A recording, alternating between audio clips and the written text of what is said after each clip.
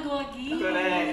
Hindi siguro, aside sa pagkakatotoo, lagi din sinasabi namin ito mag-enjoy.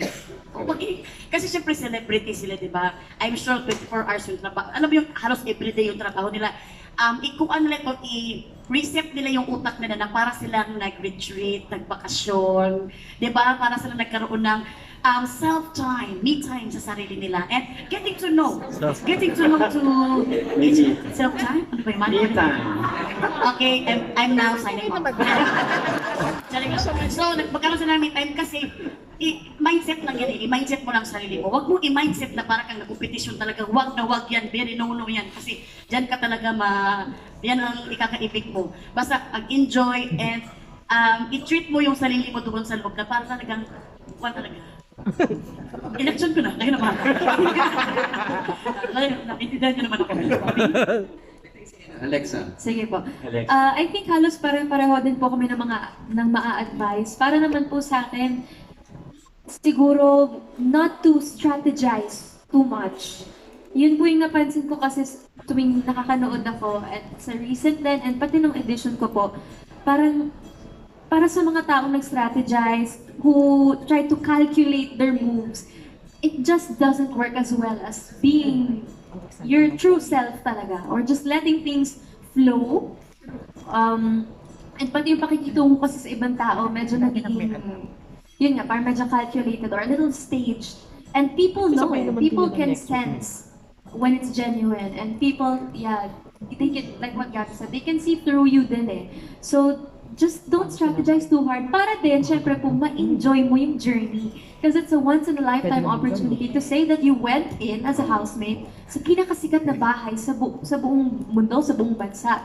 So, don't ruin your fun by strategizing too hard. Kasi at the end of the day, may mananalo naman talaga at matatalo, but winner ka pa din kasi na-experience mong maging housemate. At minsan it's up to the people din na Yes, no matter how hard you try to calculate things, nasa tao pa rin talaga kung ano yung perception nila sa'yo, kung tatanggapin ka nila or hindi. So, leave it up to fate na talaga. Go, Robby. Simple lang. Magambag ka. Kasi yung ibang mga celebrities or yung ibang mga housemates actually, isipin nila, paano kung hindi ako marunong magluto? Paano kung hindi ako marunong maglaba? Di ba? Namin mga household chores dyan, maglinis ka, maghugas ka ng pinggan. Kasi lalo na for this edition ng PBB, everyone's a celebrity, yes, pero you are a celebrity and also your housemate together with other people. So makisama ka at magbigay ka ng sarili mo ambag. Paano naman pagdating sa love life at saka sa paglilink? Sorry? Sa linking, sa loob ng bahay. Kasi every edition laging may nalilink o, di ba? Unang-una na dyan, syempre si Mele na napangasawa niya. Yun! Strategy ko. Actually, ngayon ko lang aaminin sa inyo. It was all a show. Pagkatapos niya magkaanak. Sorry, hindi pa na show. So, yung link, yung mga link. Oo, syempre yung pumapag-ibig sa loob Actually, ng yung mga bahay. pag-ibig talaga, hindi mo na mapipigilan yan. Kung ang puso mo na talaga nagsalita doon. Yes. Kasi kahit, di ba, tayo naman talaga magsasabi talaga na yan, at TV, di ba, tayo talaga magkakaroon yan. Kasi pag kunwari, kayo lang sa loob ng bahay ni Kuya, talagang hindi mo mapipigilan ang puso mo na ma-inlove talaga. Kasi four corners.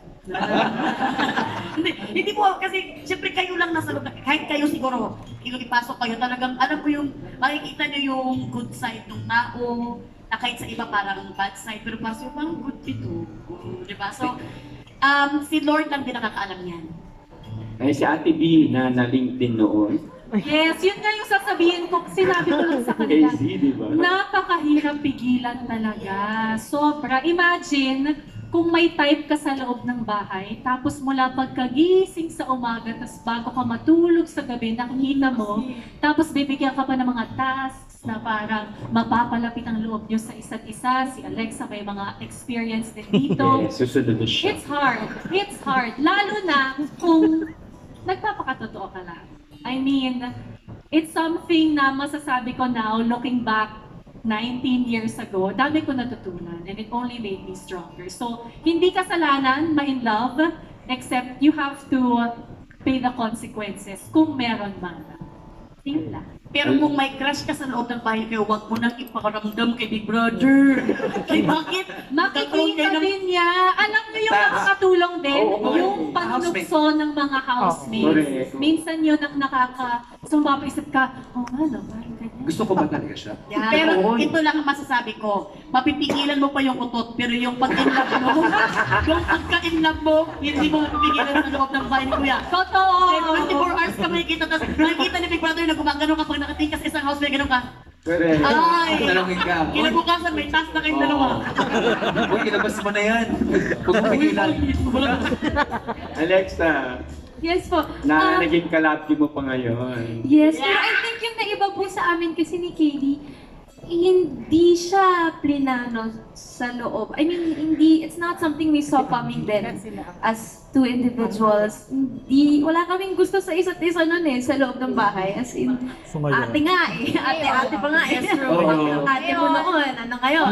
Nung victim na ko si Alexa ate, tapos paglabas parang more than ako na. I guess we had time to actually process things, realize things, look back at things, and then that's where you realize na, oh, okay. So I think it's, my kwento is a bit different from theirs kasi mas sa outside world na po kami. But thanks to the house, I met him. So, yes. From ate to aking. Ay! Ayan, si Robin lang yata ang, meron ba na link sa'yo? Si Yosef. Si Yosef Elizalde. Yun ang nanig sa akin. Kami yung BFF. Kasi kontrado kayo, di ba? Pero Ateneo. during my edition. Pero yung totoo nun kasi, darating yung moment na pati yung mga paniginip mo, mga housemates mo na rin. Ganun siya. Everyone can attest to that, di ba? Kasi sila rin nakikita mo eh. So yun ang mundo mo sa loob ng bahay ni Kuya. Proximity, parang you get attached to people because of the proximity. Thank you. Thank you, Thank Glenn. you so much. Di, tsaka mahirap ma-inlove dun sa edition nyo kasi may parents, di ba? Na-inlove yung parents actually. May kasama, di ba, napapasok sa bahay, napanood ko yun. Kinder ako pinapanood ko. Matagal. So, pinapanak naman yan. Oo. Mag-bless ka na kay Robin. Hindi, napanood ko yun. Mahirap na malik doon kasi may parents.